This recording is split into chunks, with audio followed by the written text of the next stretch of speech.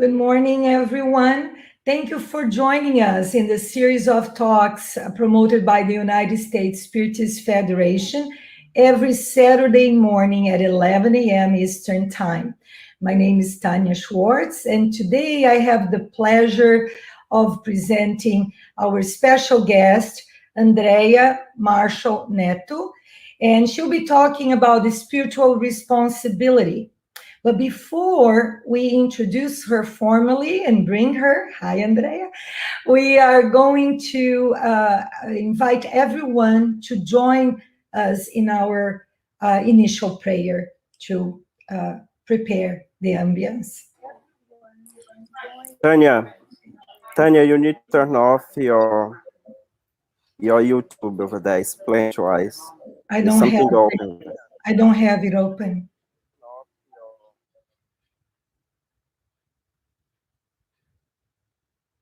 Okay, I'm sorry about that. Hopefully everybody is listening to us properly. And we are going to start with our prayer now. We thank our spiritual friends for being with us this morning, this opportunity of studying, of learning, of being together in these moments that the world is needing so much of our vibrations, our special love to everyone. So we thank them and we ask their inspiration to our guest and friend, Andrea, and all of us who are watching, that we are able to get this information in our lives and live and practice every day. And so be it. So now, before we give the word to Andrea, let me introduce her, our friend, dear friend, and who promotes Spiritism all over the country and the world. Andrea is currently the director at Conscious Living Spiritist Group, secretary of the board of the Spiritist Federation of Florida, managing director of Leal Publisher, that is an affiliated branch of Leal Livraria in Brazil, and in the translation and dissemination of Divaldo Franco's Spiritist books, and Fab Publisher, an affiliated branch of the Brazilian Spiritist Federation's publisher in the dissemination of Spiritist titles. So welcome, Andrea, now officially. Good morning. Thank you, Tanya. Thank you. Thank you for being here with us. I want to invite everyone to send us questions at the end of Andrea's talk. We'll be chatting with her and listening to a little more of what she has to bring to us. So make sure to send your questions or comments at during the talk. Okay? So now the word is yours. Thank you, Tanya. Thank you so much for the United States Spiritist Federation's invitation and also the International Spiritist Council. It is truly an honor, a great responsibility, no pun intended, to be here to talk about this topic, spiritual responsibility. I just want to point out that we always make a point to talk about the titles and the books that were used in order to facilitate our reflections for today. And we want to point out the book Prelude to the Divine Kingdom by the spirit author Amelia Rodriguez, psychographed by the medium Divaldo Pereira Franco, as well as A Light in the Darkness by the Spirit author, Joana de Angelis, and the medium, Divaldo Pereira Franco, and also The Gospel According to Spiritism. The conversation found on Matthew chapter 19, verses 16 through 30, was profound and filled with meaning. The rich young man asked the master, "Teacher, what good things must I do to get eternal life?" For which Jesus answered, "Why do you ask me what is good? There is only one who is good. If you want to enter life, keep the commandments." And he answered, "Which ones?" Jesus replied, "You shall not murder. You shall not commit adultery. You shall not steal. You shall not give false testimony. Honor your father and mother, and love your neighbor as yourself." The rich young man answered, "All of these I have kept. What do I still lack?" At that moment, when he asked, "What do I still lack?" it was through this strange intuition that he knew that one day he would be in front of reality, facing him and inquiring him about his own existence. Amelia Rodriguez will state that at that very moment in which he asked the master, "What do I still lack?" the air was stifling and nature stood still. He could hear his own breathing as the question stayed in the air. "If you're willing," answered the master, "to be perfect, go, sell all that you have and give it to the poor, and then you will have treasure in heaven. Come then and follow me. Follow me." The voice pierced through him and permeated like a lemongrass scent, is what Amelia Rodriguez stated in this beautiful, beautiful story. She talks about that unmistakable magnetism emitted by that austere, deep, sweet eyes looking back at him. The rich young man had everything, materially speaking, yet something lacked in his life. Something that was not easily obtained was missing. Nonetheless, he wavered. He wasn't sure about what to do at that moment. He thought about his life, owning a luxurious villa, possessing magnificent treasures of the earth, but his heart was empty. And so, while he was thinking about his youth, the happiness, the parties, the constant invitation that delighted his young soul, he yearned for higher aspirations. He knew about that. He knew that eventually he would need to make a decision about all of that. He was unaware, indeed, at that moment, that the cause of his persistent melancholy, the sadness that dissolved his dreams, had indeed to do with the peace that he yearned for. Inside, he was screaming, "Master, I will go and follow you." Still, he was hesitant. Yet, the hour, that moment, that second did not allow for any doubt. Everything about that statement from the master was important, and more than that, it was vital. Let us consider this for a moment, imagining that the master was in front of us, as if we were face to face with that reality. Go, sell everything, give to the poor, renounce all the pleasures of the earth, and follow me. A statement such as this one is deserving of reflection about our lives, about our own spiritual responsibilities. Because like the rich young man, he was pretty much doing everything that the commandments asked of him. But it was lacking just one factor. When we read the story and we see the rich young man stepping in front of the master, looking at that gaze, feeling naked, his heart pounding so fast on his chest that he felt like kneeling down in front of Jesus and giving in. That's what was his desire. The stranger, the master, was smiling at him, waiting for him. He knew he loved him, yet he knew that he waited for that answer. If you want to be perfect, go sell your possessions. He could hear again and again, give it to the poor, and you will have treasures in heaven. Then come and follow me. When he was able to speak again, he said, let me please first go and complete in the games in Caesarea to win the prizes for Israel. No, I cannot wait, Jesus answered. The kingdom of heaven starts today and now for your spirit. There is no time to waste. But I waited for so long for this moment, he answered.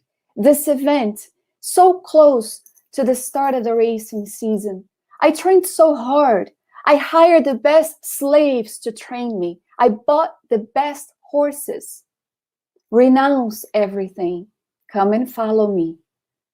He would look at him and wonder, where do I know him from? He looks at me in such a way as if I am familiar to him. He wanted to run. He wanted to stay. He felt utterly distressed, this unknown turmoil beating inside of him. Amelia Rodriguez will state that he was basically in front of a situation that sometimes all of us encounter ourselves in. The horizontality of human afflictions encountering the verticality of divine sublimation. It is a conflict. It is a conflict that often we will face in this existence. And fighting that overwhelming fear, the rich young men continue. I will give everything I have. Money, gold, jewels, titles if necessary. That would be easy. But Jesus interrupted him. Give me of yourself, and I will offer you eternal bliss. What a high reward, he thought. What a high price to pay. He continued discouraged, thinking, his possessions, that would be easy to give away. But the riches of his youth, the vibrant treasures of vanities, of fancies, the family honors upheld in traditions, the pleasing admirers, flatterers, would it be necessary to renounce all of this? That restless thoughts keep flooding his mind. And the master, as if hearing his internal thoughts, responded with a silent yes when the rich young man looked up at his eyes. The dialogue was no longer possible. He felt that if he didn't run away at that moment, he could give in. And so he said, I can't follow you now. Forgive me if you love me. And he ran. A week later, in Caesarea, that capital of leisure and pleasure, we would find the rich young men. In the public festivities that was starting with the joyful pounds and sounds of different musics, the chariot competitions opened the races and the festivities. Whips lashing in the air, hands tight on the reins, charioteers speed up on that fragile vehicle. And during a less fortunate event and maneuver, a chariot flips over and the rich young man in that fragile vehicle falls to the ground. Horses racing through, wheels coming at him. The slaves were quick to be able to remove him from that situation, yet he felt the taste of blood, the sweat, the tears that was washing his face at that moment. And in that moment, he thought about the master. He heard the voice, renounce everything, come and follow me. Dear friend, was all he could say. He felt the true transparent hands, arms embracing him at that moment. And although he was disfigured and his face was washed in tears, sweat, and blood, the condition in which they found him was with a smile upon his face. It is interesting to hear stories such as this and try to bring it into our lives, into the context of where we are in, where we find ourselves in. It's as if we continue hearing the message from 2,000 years ago, walk while you have the light so that darkness does not overtake you. Spiritism is such light that we have been given. And I often wonder, what was it personally that I did to deserve to have a reincarnation where I would be given such a light, where I would be given such an opportunity? And started considering with my husband in our reflections at home, where would we be without this light? Where would we be if we didn't have the information that brings about, that calls upon our own spiritual responsibility? There is a book that was released late last year called On the Way to a World of Regeneration, psychographed by Divaldo Franco by the spirit author Manuel Filomeno de Miranda, which is soon to be released, in which the spirit author pretty much starts the book off, it's about the pandemic, talking about our responsibility individually and collectively with what is happening with our globe today. Walk while you have the light so that darkness does not overtake you, is the message that we keep hearing over and over, because Spiritism came to pretty much illuminate our steps, illuminate our way. Manuel Filomeno de Miranda describes our planet. He's observing it from the spirit realm, from the spirit colony in which he found himself, talking about how our world prior to the pandemic was slowly being enveloped by what he called a massive mantle of darkness, fruit of the somber, dark, spiritual fluids that came from the harmful mental emanations of its inhabitants. Hatred, intolerance, prejudice, all sorts of negative, harmful mental emanations and fluids that we throw out, which actually compromises our globe. Allan Kardec will state that the quality of fluids, the quality of thoughts that we have, the sentiments from our heart have the power to transform the very psychosphere in which we live in.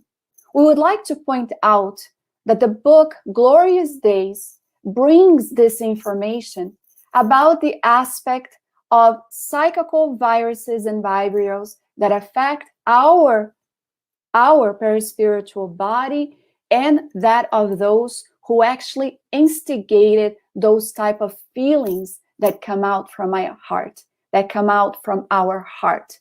Individual responsibility, collective responsibility. So we have Spiritism arriving 164 years ago, bringing with it the dawn of a new era, calling upon men and women of this moment of transition to wake up from that tormenting sleep that have kept all of us behind. No longer walking around as sleepwalking, but rather being awake and aware of our responsibilities, inviting us to lift ourselves from the lower conditions that in reality allows us to acquire a higher understanding about life, about our duties, which the gospel, according to Spiritism, will talk about being that moral obligation that we have first towards ourselves and then towards the other immediately. Love your neighbor as yourself. Duty is what the Spirit Lazar will say is that law of life. It is found in the smallest details of our act as well as the most elevated one. And he is not talking about the duties imposed by our professions what we chose to do with our existence, but rather about moral duty, which can only be attained by those who are aware and conscious about their own spiritual responsibilities. People's inner duty is left to their own free will. And so when we look at our existence and we see certain things that have been planned in this present reincarnation, we are going to realize that it is a fruit of our previous one, and it is a blessing indeed. All of it that we encounter calling upon us to fulfill our moral obligations is a duty in this present incarnation. I just thought about the conversation that Jesus had with Joanna de Cusa when she heard about him and learned about him and wanted to follow him. And what did he say to her? In the condition of being married to a man who didn't understand her Christian heart, the desire to actually be among those who were walking with Christ, he basically told her that the condition to follow him had to do with going back home and loving her husband, embracing him as a mother would do with a child, loving, encouraging him towards growth. That's moral obligation, spiritual responsibility. For the master knew that her commitment in that existence had to do with assisting her husband walk towards the light that had already illuminated her path. It is hard sometimes, and we find sacrifices that are pretty much often overwhelming to deal with. Yet we find with Spiritism that we don't reincarnate at a moment of transition such as this one, where changes are challenging and bring about obstacles that we have to pretty much deviate from without the assistance of the benevolent spirits. We know that they're there, and often that sting of a conscience is them speaking through us, waking up the guardian of inner integrity, is the words of the Spirit Lazar, warning and upholding us towards what is needed to do. They will tell us that when faithfully observed and obeyed, the duty of the heart uplifts us. But how is it? How is such a duty determined? How is it that we employ individual spiritual responsibility and collective spiritual responsibility? Well, they answer us.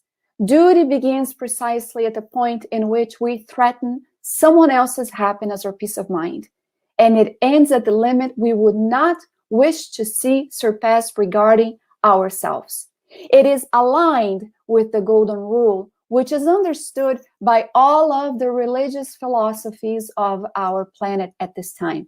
It is a summary of all of our moral speculations, is what it is going to say. It is that which brings about the courage of the soul to be able to confront the difficulties of life's struggle. It is both strict and yielding, ready to adapt itself to the diverse complications, and it remains unbending before temptation. It is interesting because it feels as if it's a spiritual armor of the one who is going to a battle to basically win over its own vices, its own inner difficulties and conflicts.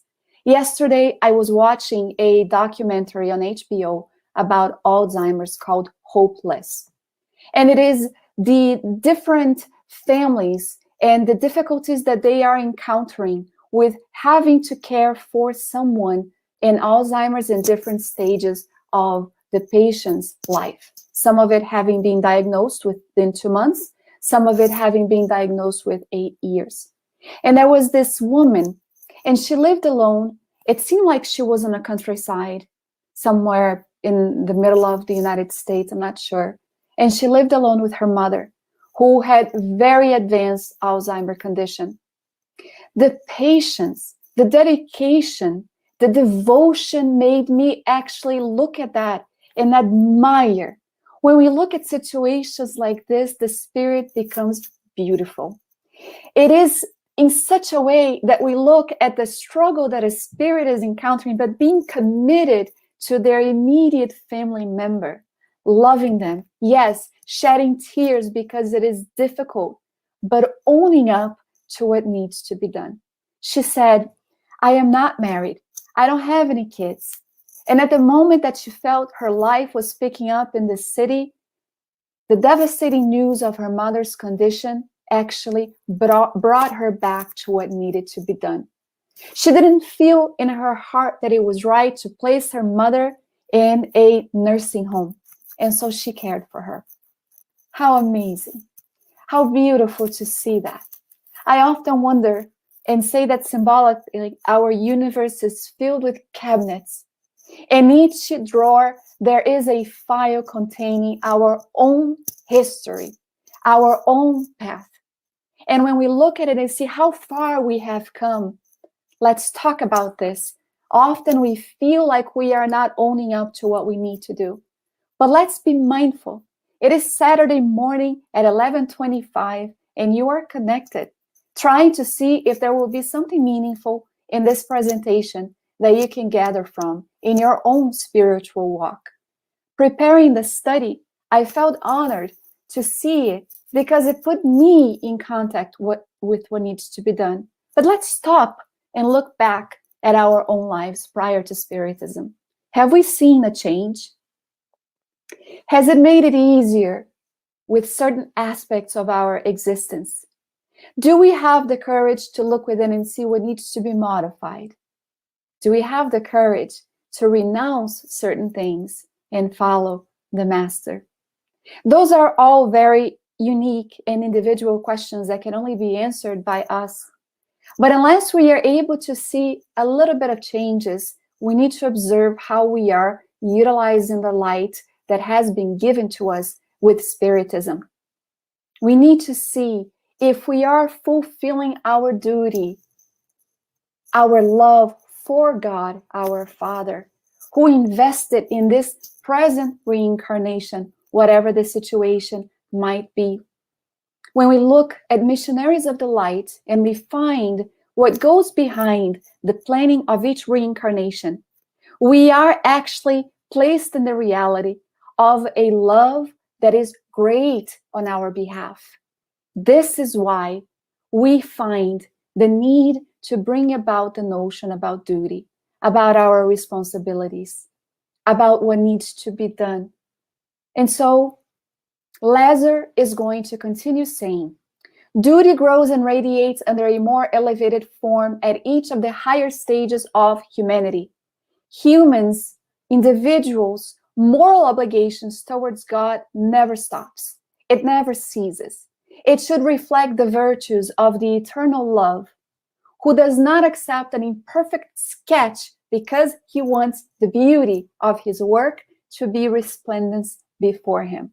We don't want to just be a sketch. We want to be that beautiful, resplendent work before God. This is why Joana de Ângeles will state in the book A Light in the Darkness that we are what we make of ourselves, that it is within us to search for what gives our life purpose, what is of vital importance, specifically concerning the soul. When the rich young man noticed that he was in front of that reality, that he knew it was a defining moment, Amelia Rodriguez stated that he knew that it was vital for him, for his own existence. She will state that any and all activities that we assume become duties, demanding responsibilities from us. And when we look at our lives, appreciating it from a Spiritist perspective, we start understanding that our physical existence is going to entail multiple different educational programs that end up contributing to our moral and intellectual development. This is why we talk about our present reincarnation as an investment, because all of the programs that have been programmed for us come about with that moral intellectual development. It is here to assist us. And so we should, as spiritual beings, aware about immortality, aware about the fact that we are the authors of our future existence, we start observing and appreciating it in that sense. We start seeing our reincarnation as that extraordinary, invaluable opportunity to fulfill our responsibilities, looking immediately at our home, our family members, and then we stand out into society. Joana de Angelis will state that spiritual responsibilities actually might bring us in contact with the work at the Spiritist Center, where we are able to give of ourselves, to apply the healing passes, if we are actually called upon to do, after doing the proper training, studying that the Spiritist Center offers. That we are going to study if we are called upon to start a mediumistic meeting, or if we are called upon to participate in an existing one, that we should have what I like to call a continuing education, meaning we keep on studying as much as we can so that we can actually fulfill the spiritual responsibility trusted upon us at the Spiritist Center. When we are invited to partake and do a public lecture, talk, presentation, we are going to apply ourselves so that we actually seek into the solid books, starting with the Spiritist codification, and then utilizing the other ones that are here to complement and offer us additional material so that the public sees and hears Spiritism and not Andrea. Andrea is not important. The message is what is important at the moment. So here we are, and we ask ourselves, I actually like to consider that we have reached the point where we are the young adults, spiritually speaking. We are no longer children, unaware of responsibilities pertaining to our growth. It's not like we are kids here being told to clean our room and we are being disobedient. No, we have already grown. We have responsibilities that are being called from the young spiritual adult. So we are going to uphold from being reckless with our existence. Joana de Angelis will talk about this aspect of being reckless in many, many, many, many lives. This is why when we look at our lives right now, she's going to say that according to the severity of each occurrence in a previous existence, there is a specific course of action in this life meant to rebalance, re-educate, to awaken the individual's lucidity, fostering discipline, promoting happiness for him or her. The goal of reincarnation, however, is not meant to be punitive, to be negative, but she says that when suffering is present and the affliction comes from that suffering, it is that discomfort calling upon us, calling our attention to order, to discipline, to the responsibility and duty. This is very clear to see sometimes when we are really deviating from the correct path and suffering in life in this present causes of affliction, as the gospel according to Spiritism brings us, it is meant for us to reconsider and seek the correct route that we should be walking yet again. Responsibility to develop the intelligence, our emotions, our discernment, which is needed in the process of self-illumination, enabling for us at that moment that experience that is going to allow us to grow in solidarity, in fraternity, in genuine love for our neighbors. And while it is hard to do so, especially when we encounter what is called the enemies, the gospel according to Spiritism will say that developing love for one's enemy is not meant to say that from one day to the other, we are going to have the same loving ties that we would for someone that have already been with us for a while, that the ties have been developed and strengthened over different existences.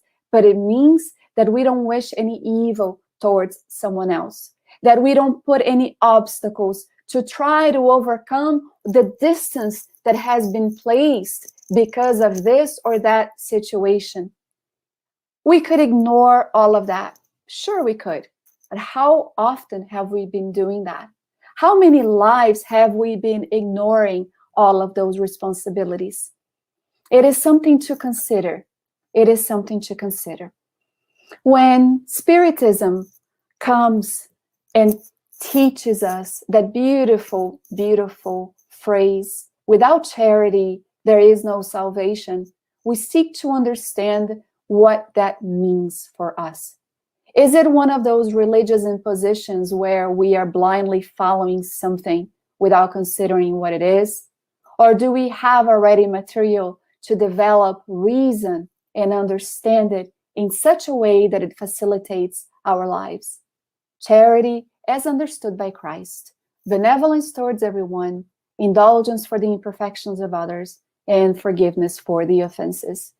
I always say that it's a ladder.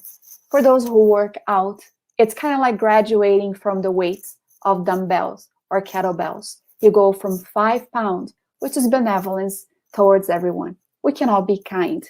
And then you go on to 10 pounds, which is indulgence for the imperfections of others, because we too are imperfect and wish for others to be indulgent with us. And then you graduate to the 20 pounds, which is the forgiveness of offenses. Harder sometimes, but possible, as we see in so many cases.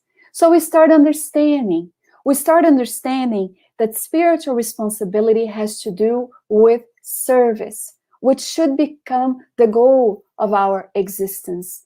Understanding that there is a meaning behind being of service, of doing something for others, which has to do with our immortality.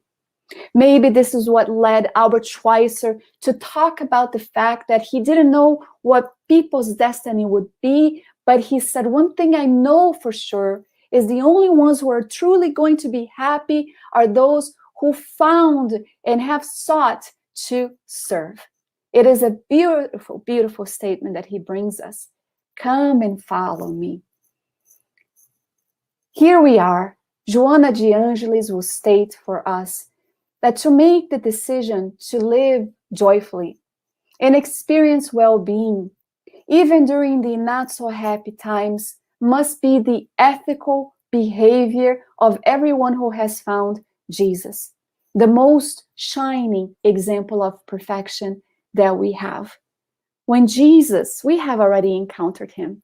And when we learn about his teachings and we read it and try to bring in the depth of it, an understanding about it, we understand what he meant when he said to those he healed, go and don't sin anymore. That is a spiritual responsibility that he placed upon the individual who was healed to understand what he or she needed to do in order to attain the spiritual and physical health. It is that divine awakening of the inner divine essence that we have. It is the fundamental reasons of a happy existence that allows us to increase the responsibility of the soul for plenitude. If we want to reach it, we need to be grown-ups. We need to own up to what is expected of us. The fulfillment of our duties as citizens, as family members, and moral individuals is what is going to help us acquire even greater spiritual responsibilities in our lives. Manuel Filomeno de Miranda, in the book, my goodness, I always forget the whole name in Portuguese, nonetheless in English, Psychiatric and Spirit Obsession Disorder, he talks to us about responsibility. He will say, the fulfillment of our responsibility and our duties is a blessing of uncontestable value for us, which demonstrates our psychological maturity and our moral responsibility. Duty becomes a virtue when its objective is the fulfillment of responsibility that benefits others, that benefits social groups. Individual responsibility, collective responsibility. With Jesus, we learn about the duties of solidarity, realizing that the happiness of our neighbor is of vital importance for us as well. This is why I love Karen Armstrong. When she developed the Charter for Compassion, which, by the way, it's a great website, and you can actually enlist to receive the newsletter and partake in it, she talks about the need in our current society that we dethrone ourselves from the center of our world and place someone else there. When we look at people like Chico Xavier, Xavier, or Divaldo Franco, and we see their entire life dedicated to service and helping someone else, we find that we are able to do that too. Not perhaps in the sense in which it was done, and the greatness of which it was done, but if we are to start in the home, the cell of society, developing the sense of solidarity and love and respect, mutual admiration, assisting one another to grow, we are able to have an impact on society as well. And we often talk about this when we are unhappy with the things that we see outside in the world. We need to be mindful that we also have to be concerned about the inner world and what we are doing with our own lives and existence, committing to the spiritual obligations. Prospect of invaluable moral growth is going to open up to us. And the manner in which we perform it is what is going to define our personal future, inheriting the earth, partaking in a world of regeneration, because after all, we are in the moment of transition. And we need to take advantage of our time that we have received doing spiritually constructive work. Because in the word of the higher voices of the spirits, it is the spiritist's responsibility to cooperate in the progress of humankind by practicing charity in the most far-reaching sense, as we have already stated, benevolence, indulgence, forgiveness, just as a master, our guide, Jesus taught us, being able to practice it without prejudice of any kind, prejudice of color, ethnicity, creed, gender, economic, social status, it doesn't matter. We find that we are here to develop the sense of love for one's neighbor. Being mindful of all of this, we are going to perhaps arrive in the spirit world better than when we left upon reincarnating. In my case, 43 years ago. On that note, I would like to call our friends back so that I'm no longer alone talking here with you guys.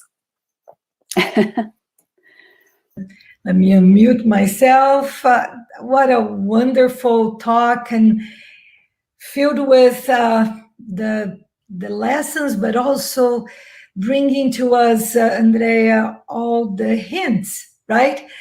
It's all there for us to follow, for us to learn and make our lives really better, even and despite all the things that we are going through and all the adversities, that we can find the joy when there is service and there is love in our lives. So it was really great. And I'm sure that a lot of questions, or at least, comments, and people want to participate more, with you and asking and sharing some of their, their questions. So right now, let's see if we have any questions. Our friend Danielle will be bringing to us from Julio Aniceto. Regarding responsibility that we plan, the spiritual plan, before reincarnating, can it be postponed in case we give up? Oh, Julio. Oh, look, his name is Aniceto, one of the spirit's name in the Life in the Spirit World book. Very cool.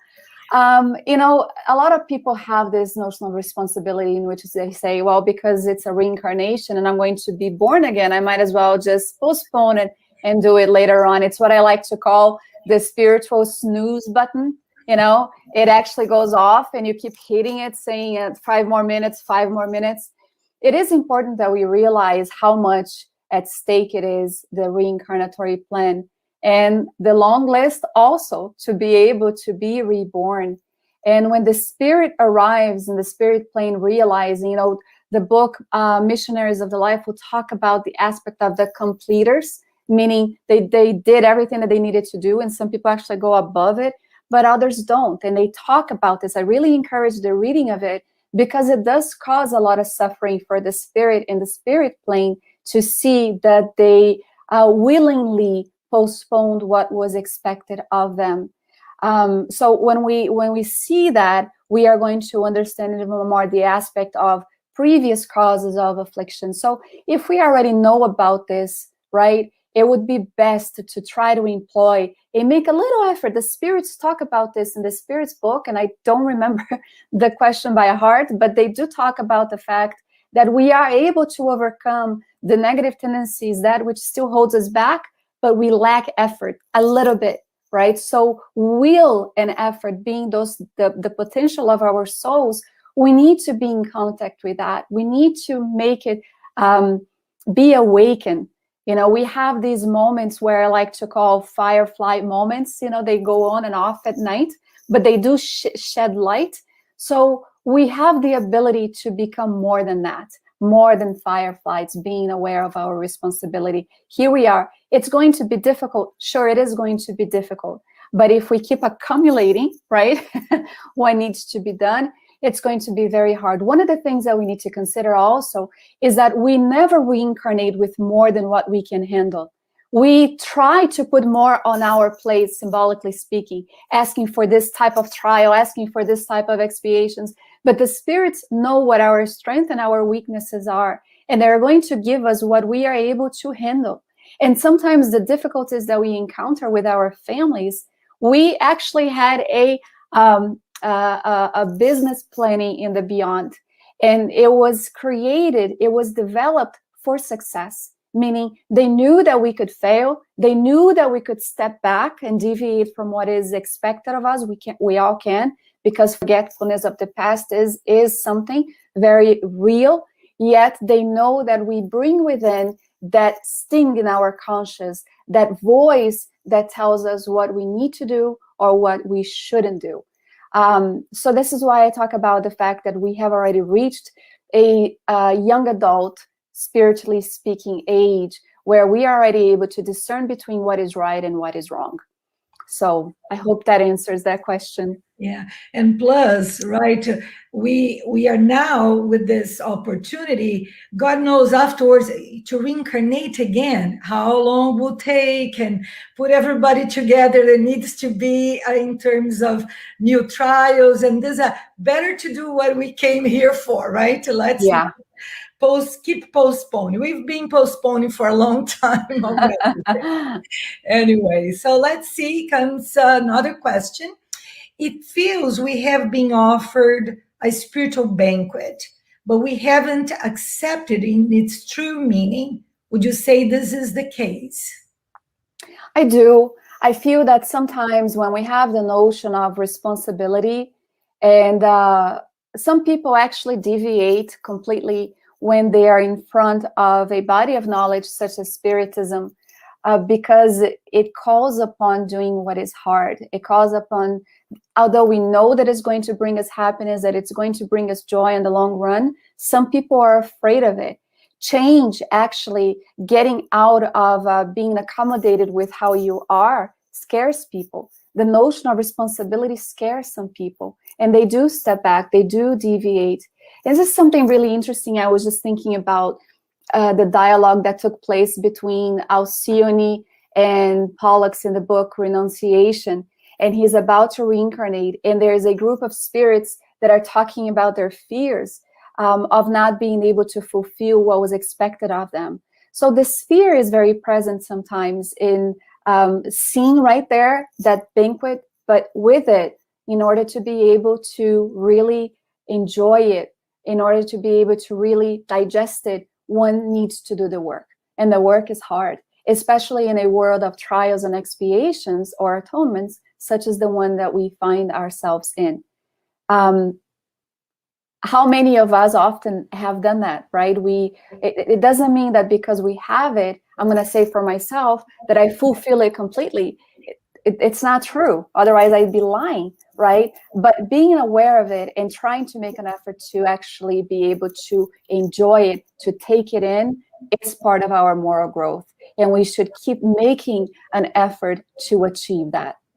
Yeah, sometimes it feels that we are really too involved in our material world. And it's so important what you said before, that we are aware of us as spirits, right? Like, and that's the only way for us really to at least try harder to follow in the right footsteps, instead of just being swallowed by our everyday lives and material things that we are. I mean, it's part. We are in the material world, but not. It has to be beyond that, more than that, right? Yeah, yeah. Very good. So Daniel Santos is asking us, what do you say to those who blame society or others for not fulfilling their own spiritual responsibilities? That's a good one. Yeah, Danielle, I'll talk to you after the live for this question, okay? You know, it is interesting to see this question that he brought, because this is something that is happening a lot. You know, when we place blame on others and we are pointing fingers out there, we are not doing the work for our own responsibilities. It's easy. The other day we were talking about this, how often it's so much easier to blame political leaders or people in society in leadership about what they're doing. And when we do that, we are not being vigilant of our lives, but someone else. So the teaching, pray and be vigilant, is not pray and be vigilant of others or what they're doing, but rather of yourself. What am I doing? Because in the end, it's between us, right? Mother Teresa said that in the end, it's between us and God. It's not about the other and God. It's about us and God and our responsibility. The aspect of religiousness, of being aware of what we need to do, is also the talk about the fact that we are trying to be connected with our Father, who is the one who invests for us to be enrolled on planet Earth, on this planet, to try to develop all of our qualities. It's interesting because I watched the other day the situation that happened here in Florida, in which some kids were listening to really loud music. There were 4 teenage kids in the car, and this guy was unhappy about the music, and so he asked them to turn it down. Well, one of the guys in the car turned it down, but the other felt offended, and so he put it even louder. And what did the other guy do? He shot into the car 10 times, and one of the kids died. And so during the trial, it's interesting to see that he didn't own up to the fact that he overreacted for a situation that could have been avoided. And he claimed that the kids had a gun, which they did not. But when he was actually tried for life without the possibility of parole, the judge said something that is contained in the gospel according to Spiritism. If we were to be mindful that a lot of the conflicts, a lot of the situations that happen, we actually contribute towards it, we would be more aware of how we react to one another. When we give into the impulses of hatred and intolerance and prejudice, which is actually the core result of the case that I just talked about, because it was a situation between 2 people with different races, we are going to find that a lot could be avoided. And the judge said that. He said you could have avoided a situation instead of using extreme force to void out your opinion. And so what that they were listening to loud music? They were expressing the right that they had as citizen at that moment. So the gospel according to Spiritism will say that how many situations we could avoid by not giving in to the impulses. And this is why we see so many things happening in society that is wrong. A fight that starts out because somebody said something that offended us. Instead of just taking a step back and with compassion saying maybe that person is having a bad day. Road rage, somebody cuts us off, and we see cases in which a person actually goes and hits the car. Where is all that anger coming from? So responsibility takes also in the fact that we need to be aware of what is within us that is going to cause hurt for others and immediately towards us. Because whatever we do within the law of cause and effect is going to be taken note within our own selves and is going to be needed to be repaired. So putting blame is something that we've been doing for a long time. It's so much easier to blame my husband because he was short with me. But what did I do prior to that to contribute for that situation, right? And if I didn't do anything, am I able to take a step back and look at it and say, no, maybe he had a bad day at work. So let me see if I can do something to ease up the situation. Love is irresistible. I've seen this happening, I talked about this, when somebody is being cursed with us, or being short with us, or being hard with us, and we respond back with kindness, the other person is disarmed. They can't react back as we would. So we need to be aware of that. Putting blame is something we've been doing for centuries, and it's about time that we stop doing that and be more vigilant and aware about ourselves. Yeah, we can it makes such a difference, right? When we can just don't react so automatically, and can stop and putting the little acts what we learn, right? Because sometimes we feel like spiritual responsibility, it's this big things, right? Yeah. Well, every single moment, starting from our homes, right there, we have the opportunities of acting correctly, of getting to know where our hearts are and people around us. It's so true how easy and how difficult it is all at the same time. Yes. Right? Yes. Very good. So let's see, one more. Would you say that people confuse spiritual responsibility with exterior expressions of the religions, meaning go to a temple weekly, doing daily prayers, and similar acts? Sure, I do. It's so exactly what you just said. People confuse this aspect of it as something great and something, with these exterior expressions of religions that the United States Spiritist Federation is asking.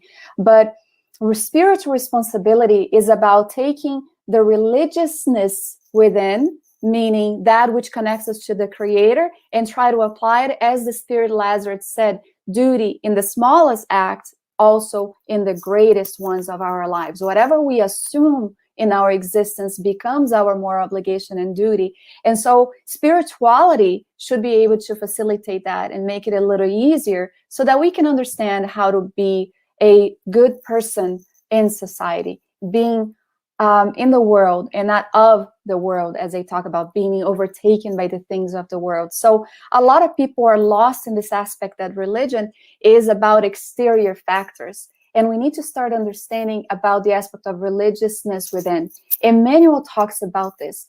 He talks about the fact, I think it's Living Spring, I'm sorry, I don't recall the book, but he talks about the fact that we need to observe faith as an objective of our existence. Faith is going to empower us, to give us strength to face all of which comes to us. So it's something that is alive. It is a force that is in action. It's not something that is just in the exterior, it's within also. And that is applied for every situation that we can think about.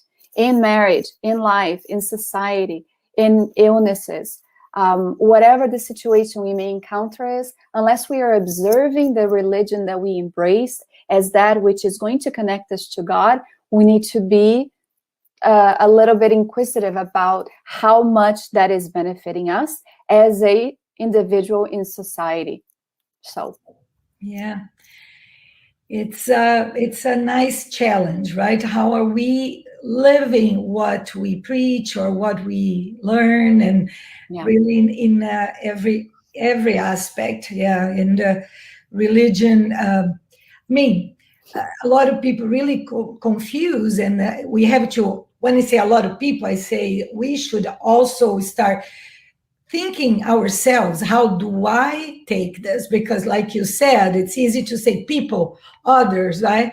But am I also doing the same thing? Am I going to the Spiritist Center sometimes a week and this, and think that that's it, I'm done, I'll get to the other side, and that's how I will be able to find a better place or better? No, we can all, in any situation, be aware of what you just said, how spirituality is in our lives, and not just the structural religion or anywhere that we can go. There is no such a thing, right?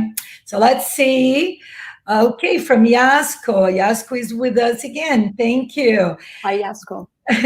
Great info, dear Andrea. From spiritual realm, dark mental emanation from Earth was noticed before pandemic outbreak. How this mental state translates to social and ethical behavior that underlined both the initial over the planet COVID spread and today's multiple outbreaks, severe at each variant. How Spiritist Foundation can help to effectively turn around. Wow, yes. Wow. I was gonna talk to Daniel after the live. I'm gonna be talking to you after the live. This is a very important question, of course, that she's bringing us.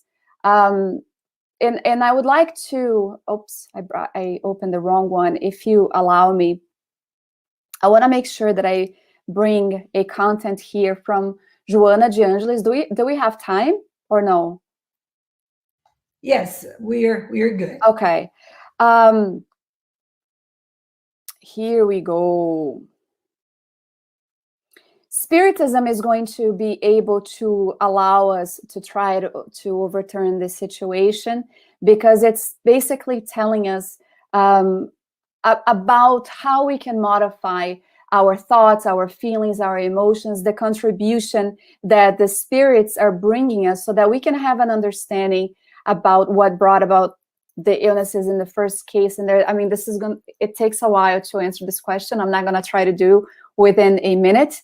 But while I'm looking for that, there is a chapter called Thoughts and Illnesses from Joana de Angelis in the book Glorious Days, in which she talks about what I mentioned during my study. And here's what she says. She says, the cultivation of hatred, jealousy, envy, ire, and other assorted anesthetics of the spirit produces psychical viruses and vibrios that attack the body of the host and attacks the body of the person who, unguarded, inspired the production of such devastating waves, which the mind produces according to its moral constitution.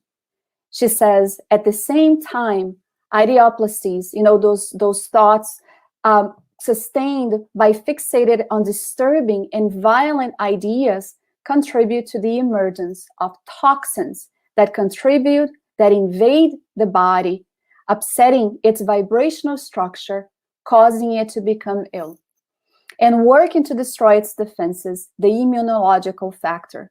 When we consider this immunological factor and we understand that any illnesses, when it's already displayed in the physical body, it started in the perispirit there, and I'm not talking about COVID, I'm talking about what she's bringing here, how the cultivation of all those negative feelings is going to contribute for our immunological factors to be in distress, to be open to the type of illnesses that take place. She talks about our mental behavior being responsible for generating either well-being or ill-being.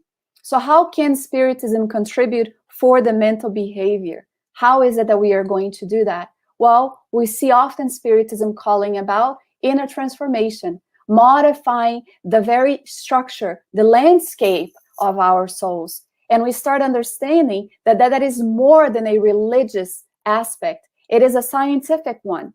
We see some studies conducted about that. So she talks about those bizarre behaviors that we see in society, which is contributing for these ill factors that are getting people ill. And let's also consider the law of cause and effect. A lot of people get sick because they are aligned with the law of cause and effect, okay? We can't generalize all of this, but just bringing about what you said and talking about what Joana de Angelis is stating here, once again, we go back to the core of the matter, which is the heart, which is the sentiments, the feelings, our thought waves, our mental attitude, and our behavior in society.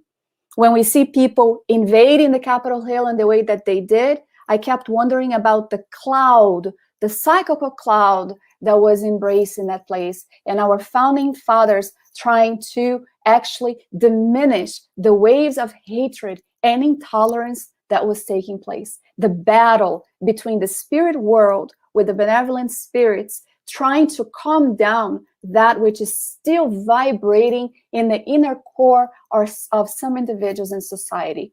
And how bad, how sad, how deplorable that situation is. So a lot of compassion for people who are still vibrating and emanating those types of factors and forces into our society. Let us be the ones who try to work alongside the benevolent spirits to diminish some of these waves, some of these emanations that are causing these toxins in society. Let us be the ones battling alongside Christ so that actually the work might be finished, because that's what he's waiting for. And he's counting on each one of us. We are called soldiers of the new faith. So let's be very obedient and faithful to the commander in charge and try to follow him. Yeah, that's right. Instead of contributing to, this bad side right now, right? Because it's very easy for us to fall into the despair or fall into get into this mindset. So it's a huge challenge. And also in this spiritual responsibility that you're talking about, to contribute to the betterment, right, of this psychosphere, not really. And when we see all this, what are we doing? How are we positioning ourselves as spiritists, as sons and daughters, of God, into helping the planet and not adding to the problem, right? Yeah. So it's a major thing. Can you tell again the title of the book you just mentioned? Glorious Days. Glorious Days. Okay. It sounds a wonderful source of learning. So that's why I want to repeat so everybody can look for it, right? And study. Okay, let's see if we have one more question. We have time from Kirsten dos Santos. Great talk, Andrea. And a question. Can you give some concrete examples of what spiritual responsibility is? Thanks. Look at her. She's my sister of the soul. I'm going to use her as an example then. The spiritual responsibility, it varies so much, right? Because our lives are all very different. But I'm going to use my dear sister as an example. She's a devoted mother. She is a devoted wife. She tries to do what she can to overcome herself. She is aware of what her frailties are, and she looks within to try to overcome them. She's also aware of what her strengths are, and she uses that to be able to make a difference around her. And I also know that she's a devoted spiritist disseminator also, and she tries to utilize the content within to make a difference. She is married to someone who is also aligned with the work of the United States Spiritist Federation, Danielle. And I know that combined together, they are trying to educate these kids so that they become the good person in society when they grow. So that to me is a concrete example of spiritual responsibility. And it's going to vary with all of us, right? If we are alone, or what do you say if somebody who's not married, who live alone, the responsibility to try to get to know oneself. The pandemic invited us to stay home, isolated, and there was a reason for that. To look at what needs to be modified, transformed, what we can use to actually make that happen, because we all have already great virtues within, and some are already blossoming, some are already growing, some of it are already showing the colors of the flowers of our souls. So let's be sure that we are watering it, that we are applying the proper nutrients, that we are seeking in prayer the strength that we need to be faithful, observant disciples of Christ. Spiritism is Jesus coming back to us, calling upon us to be aware of our present existence so that we don't fall into the dark abyss that we have felt over so many times in previous lives. Let us be aware of that. Yeah, that was great. Yeah, each one of us can find our way in so many ways. Like you said before, our everyday lives, everyday lives, we have all this opportunity of finding and acting upon our spiritual responsibility. Mhm. Let's move forward. Oh, again, Kirsten, how do you deal with the personal stress we experience when the people we love don't accept their own spiritual responsibility? With compassion and understanding that we are, I always like to use the example of flowers blossoming. You know, when we look at a rose plant and you see the buttons, some of them are flourished, some of them are opening, some of them are halfway there.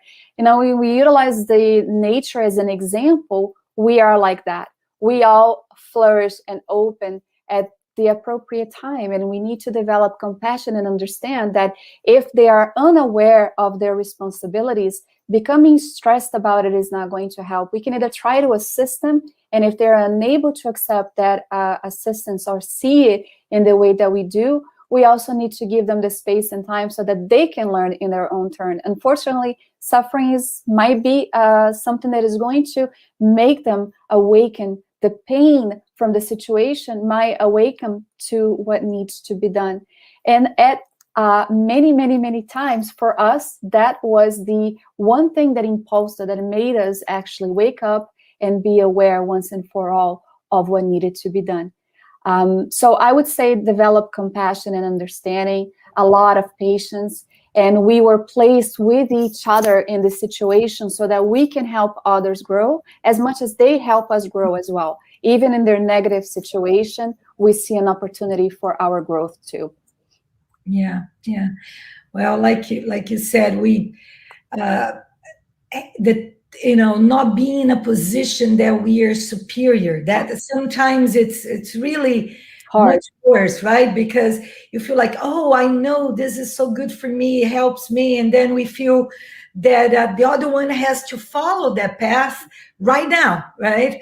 And as you mentioned, the learning goes both ways. You know, we are together for a reason, and I love the analogy you made with the nature. It's really something that we can use all the time, right? All the time. To learn. Okay, let's see. We still have more time, and Bob is bringing us another question. Any thoughts about spiritual responsibility on large issues like global warming and species extinction? Bob, I missed you. So good to, I think it's Bob Alberg, right? With the beautiful Marianne institution that he opened. Sure, you know, this is a topic that is very conflicting for some people, right? The aspect of global warming and what have you. I think whatever speaks to our hearts, you know, we should educate ourselves so that we can see how we can make a difference.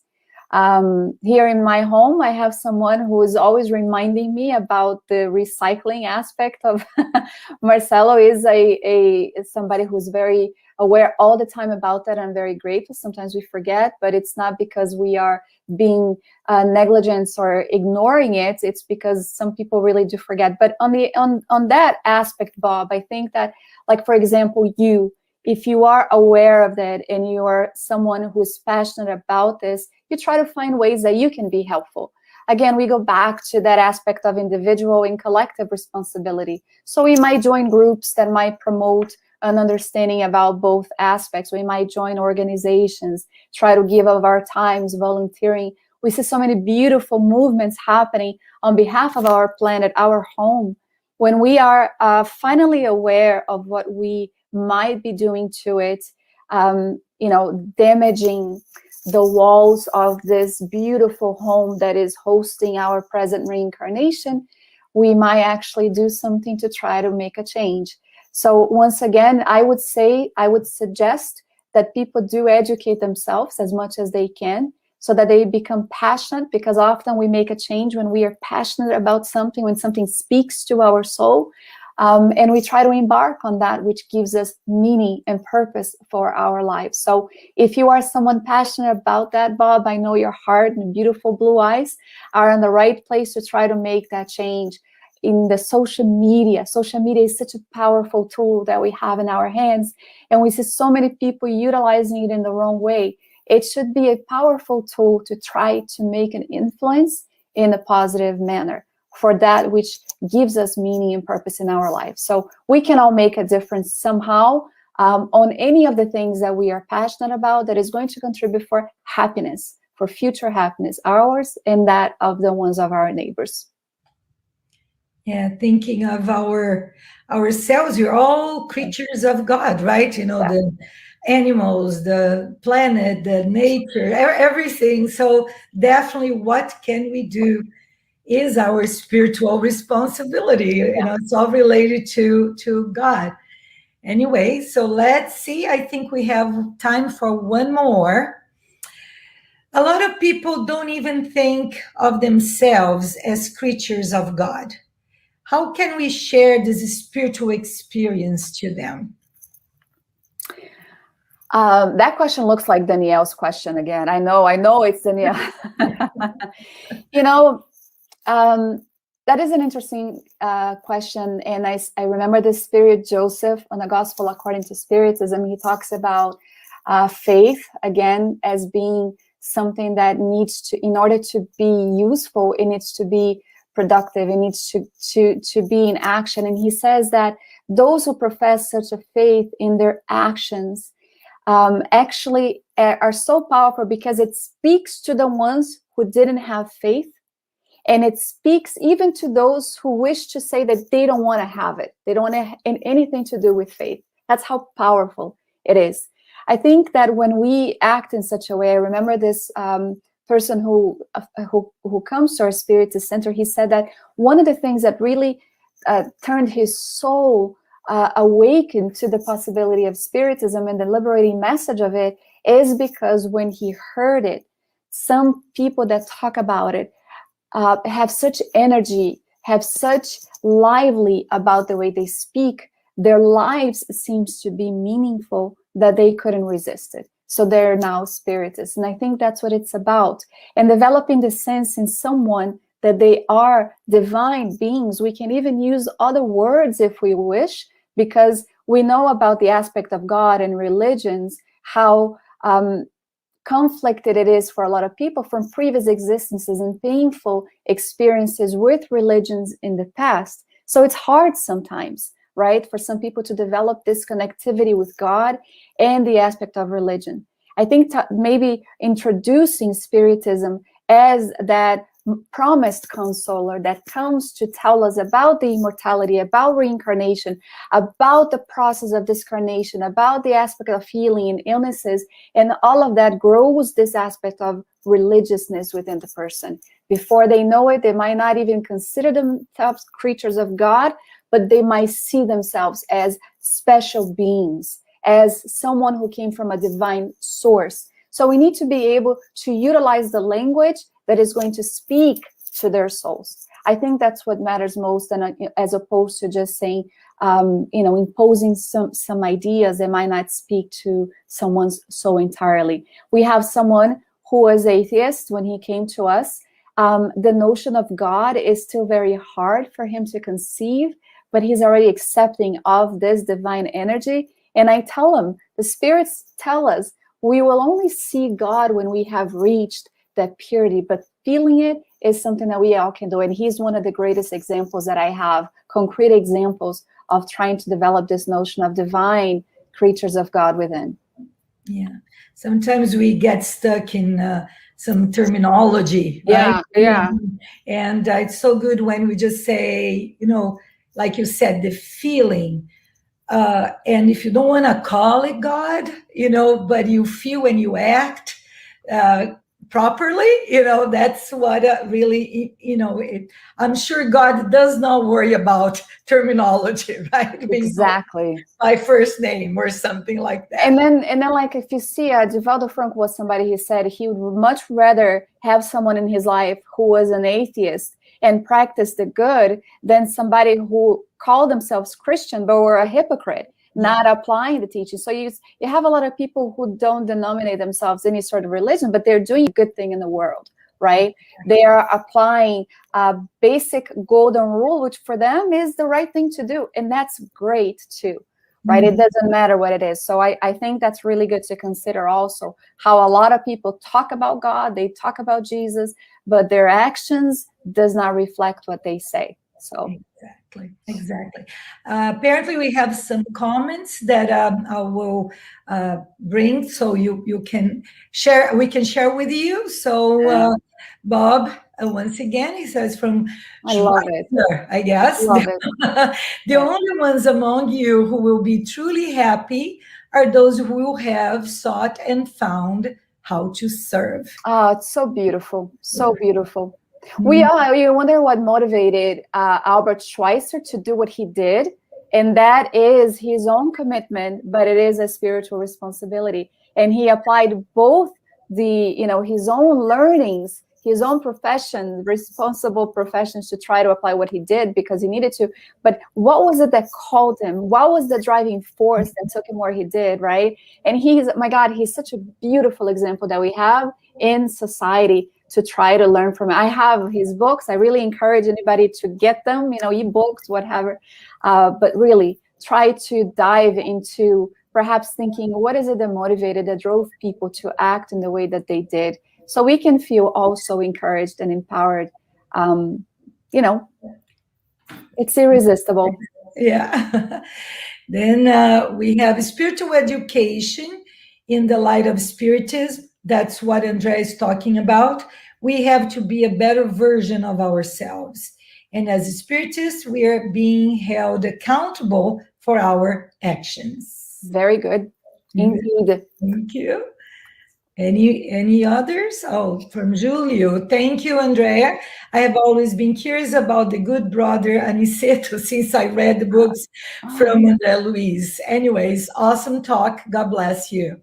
Thank you. In our Spiritist groups, we talk about it in this. If a book doesn't have a really hard name to pronounce, it's not a Spiritist book. So with our English-speaking friends, we call it Aniceto Ani, because it makes it easier, than say Aniceto. It's so hard for some people. Yeah, that's right. And this is one of the easiest ones to pronounce, I would say. Okay, Luis Barbosa, I like this sentence. Religious within. Many of us have become very good at practicing the external religion, but few of us can actually live the religious within. That's true. In the pandemic taught us that, because a lot of people felt that, they needed to be at the Spiritist Center to be receiving the energies and the passes. And when we talk to them about the lives that are being promoted, the study groups that have been conducted throughout, since last March, our homes became an extension of the Spiritist Center. And we were able to bring what we were, and we got ready for the pandemic. People don't understand that. The Spiritist Center empowered us and got us ready to face it. And we continued all of the activities so that people could feel that religiousness within, right? So, wow, I can feel good at the time of the prayer at the moment, and maybe my spirit mentor guide is here applying the healing passes, for sure, as they always do. Sometimes we are not even aware, and they're there applying the healing passes, encouraging us, strengthening us. So yeah, the Spiritist Center became, our home became an extension of the Spiritist Center. And that was the beauty of the pandemic as well. Very good. Okay, thank you for that information. You speak the truth. That's a good one. Thank you. Thank you from Jussara. Thank you, Jussara. Thank you.